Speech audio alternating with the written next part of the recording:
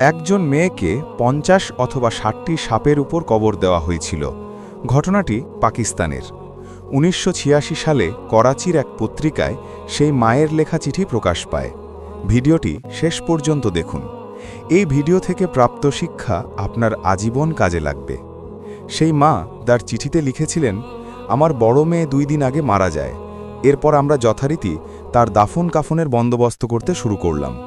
কিন্তু সমস্যা হলো তখন যখন আমরা তার জন্য কবর খুঁড়তে গেলাম।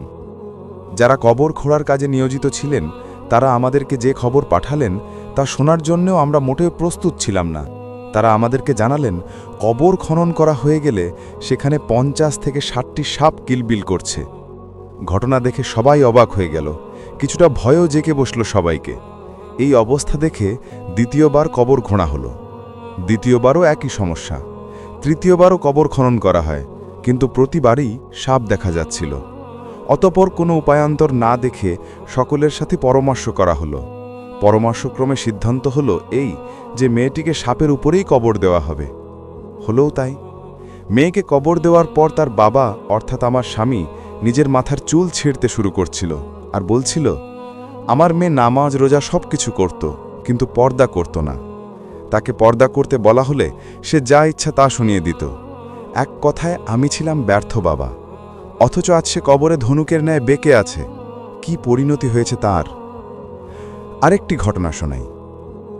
১৪১৪ হিজরি শাবান মাসে আমার এক বন্ধু আমাকে জানালো কারানকি এলাকার একটি ঘটনা। আমার আত্মীয়ের এক যুবতী মেয়ে মারা গেছে। মেয়েকে কবর দেওয়ার জন্য মেয়ের বাবাও কবরে নামলেন। বাড়ি ফিরে এসে তার মনে পড়ল তিনি তার মানিব্যাগ কবরে ফেলে এসেছেন, যার মধ্যে ছিল অতি প্রয়োজনীয় কাগজ, যা না হলে তার চাকরি থাকবে না। তাই অগত্যা কোনো উপায় না দেখে তিনি আবার কবর খুঁড়ে সেই কাগজ সহ মানিব্যাগ বের করার সিদ্ধান্ত নিলেন। কবর খুঁড়ে কাগজ আনতে গিয়ে মাটি সরিয়ে কাঠ সরানোর পর মৃত মেয়ের অবস্থা দেখে বাবা চোরে চিৎকার করে দূরে সরে এলেন। আশেপাশে ২-১ জন তাকে জিজ্ঞাসা করল কেন তিনি এমন চিৎকার করলেন।